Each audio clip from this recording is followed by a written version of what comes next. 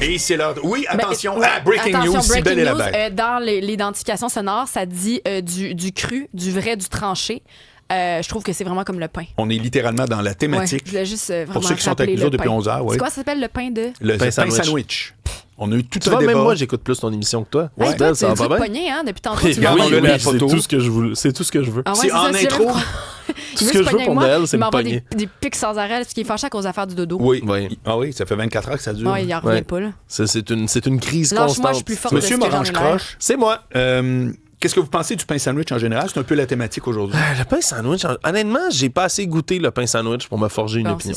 C'est pas un repas qui est traditionnel dans ma famille. Okay. Fait que ni d'un côté ni de l'autre. Fait que je mange pas vraiment de pain sandwich. Fait que je peux pas vous dire, mais il y a à peu près comme 0.5 aliments que je mange pas dans la vie, fait que j'imagine que je mangerais le pain sandwich. C'est comme moi, t'aimes tout? Je mange tout. Je mange tout. Amenez-moi là, c'est bon, c'est comestible, ça se mange, go.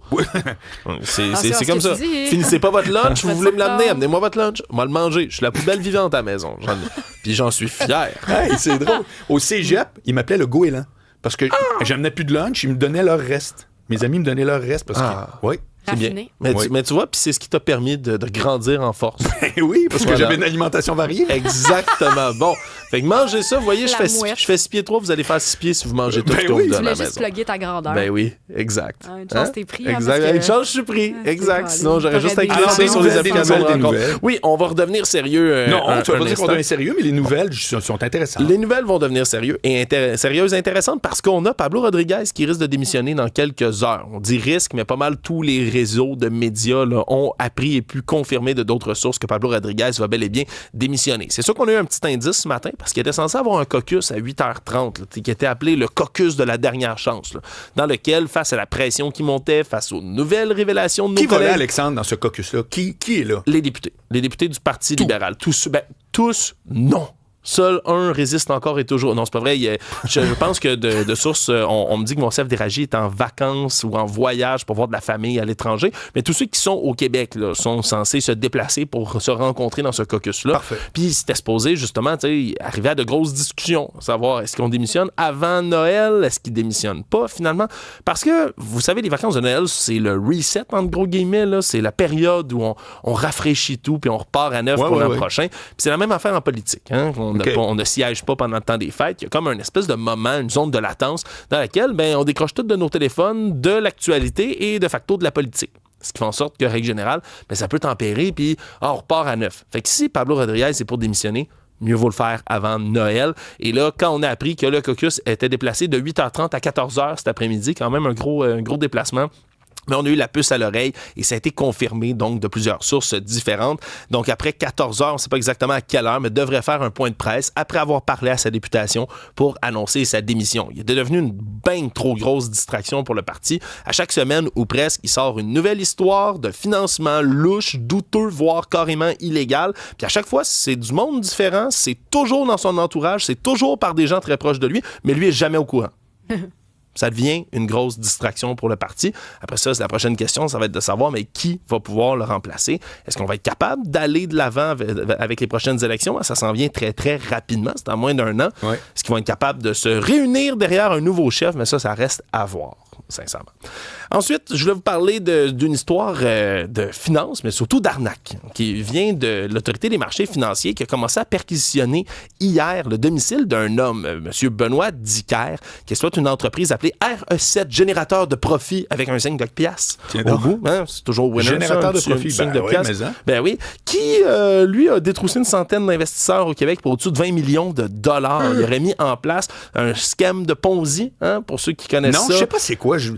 Je lis ça partout, tout le temps. C'est quoi dans la vraie vie? Tu sais, quand on dit... C'est pyramidal, c'est juste ça? C'est pyramidal. Okay. C'est exactement ça. C'est genre, vends-en deux, puis je vais faire une commission, puis trouve-toi-en deux, tu vas faire une... Ouais, puis souvent, c'est que c'est pas amené de manière exactement comme ça. Là, c'est pas vrai. Mettons, il faut que vous trouviez vous-même d'autres investisseurs, puis vos investisseurs... C'est pas dans ces termes-là. C'est pas dans ces termes-là, parce qu'on se comprend que n'importe qui entend ça, règle générale, puis qui a lu ou vu un peu de ces arnaques-là, se dit « Ah ouais, OK, non, je suis dans un schéma pyramidal. » Dans ce cas-ci, ce que lui faisait, c'est qu'il promettait, c'est un prêteur privé, lui reprenait de l'argent puis disait, regardez, vous me donnez de l'argent puis je vous rends des taux entre 26 et 48% par année.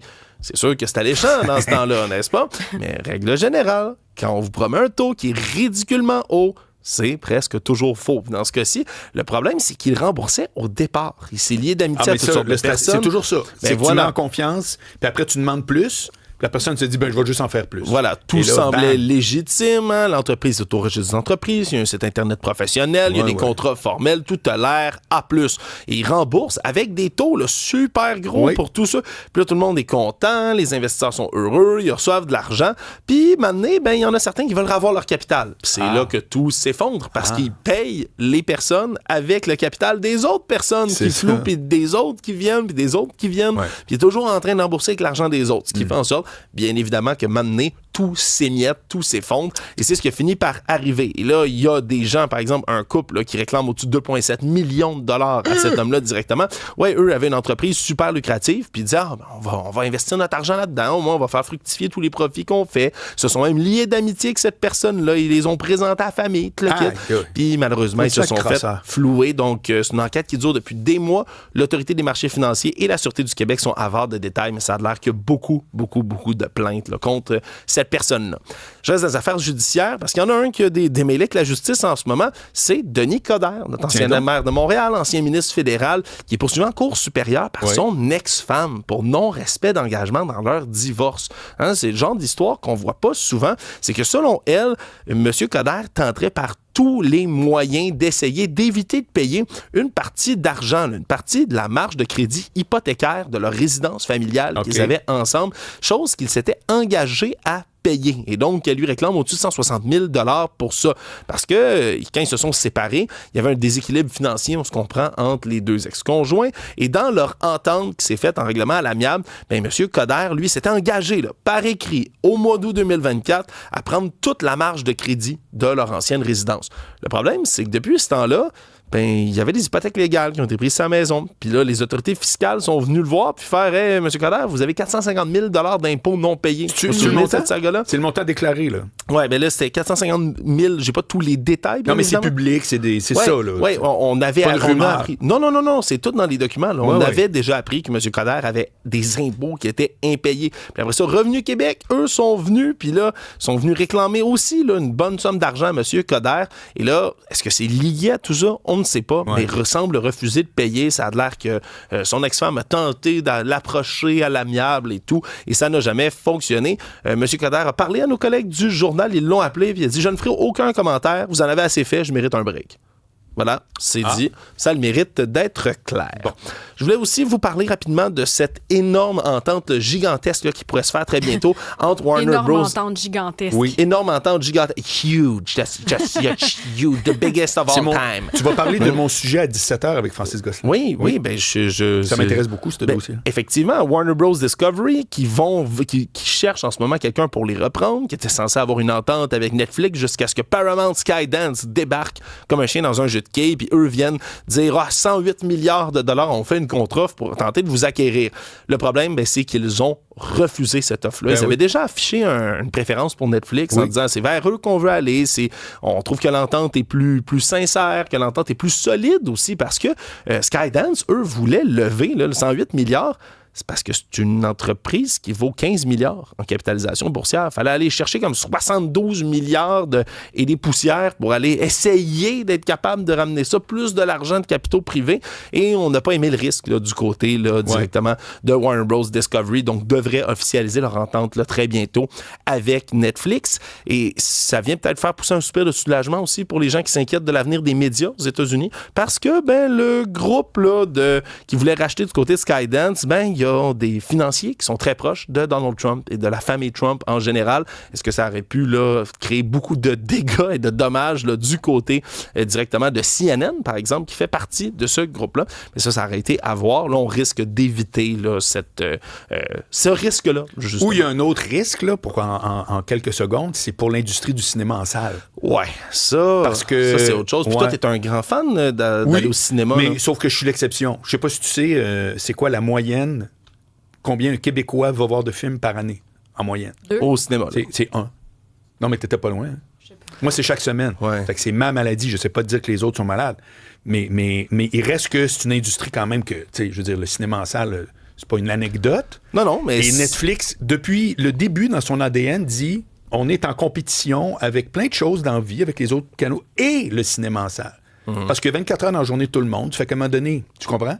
Ah, et même, on se comprend, l'industrie hollywoodienne du cinéma, puis les grands festivals, puis tu sais, toute la danse de sortir des films. Netflix, ils font leurs propres films, ils réalisent tout, en même temps, ils injectent du vrai budget. Ben oui, ils injectent du vrai budget, puis ils font de très bonnes... Moi, je suis un fan fini des séries documentaires de Netflix. Oui. Je trouve que l'argent qu'ils mettent, qu'ils donnent aux documentaristes, produit du stock incroyable. Fait que c'est pas pour niveler vers le bas, hein, c'est pas mon propos. Non, pas du tout. Mais ça se peut que le cinéma en salle ait un petit peu plus de difficultés. Il y a des choses qui sont amenées à changer comme ça. T'sais, c'est la même réflexion qu'on a autour du câble, par exemple. T'sais, moi, je vais avoir 30 ans comme la semaine prochaine, là, Marc.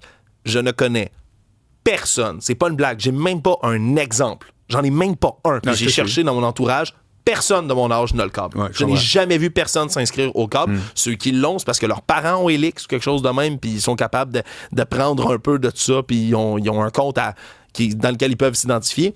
Sinon, jamais. Pourquoi avoir le câble en 2025? C'est une grosse question, puis c'est certain que c'est une industrie au complet qui doit se remettre en question, parce que là, il y a une génération au complet, puis toutes celles qui vont suivre, qui risquent de jamais s'abonner à ça. Est-ce que tu peux survivre sur un bassin de clients qui ne fait que décroître avec les années? Non. Fait que comment s'adapter? T'sais, le streaming est devenu la norme. Là. Puis personne veut écouter 125 annonces à toutes les 15 minutes quand tu écoutes un programme. Là. Tu veux écouter ce que tu veux, quand tu veux, où tu veux. Puis c'est dur à battre, ça. Sincèrement, oui, sauf que beaucoup de monde se rend compte que tout à coup, tu t'en viens à payer beaucoup plus que ce qui était l'offre initiale. Ben oui. Parce que c'est coûte. Hey, moi, je finis là-dessus, R2, je sais que tu veux que je m'en aille. Mais je me souviens que ça coûtait 7,99$ Netflix, ça m'en coûte 25$. Ouais. Ben oui. Il y a un forfait avec publicité moins cher, mais là, 25 plus 32 plus blablabla. Hey, mais on quitte ici. On se reparle vendredi, Morange Croche. Ben, c'est certain, avec plaisir. Bye.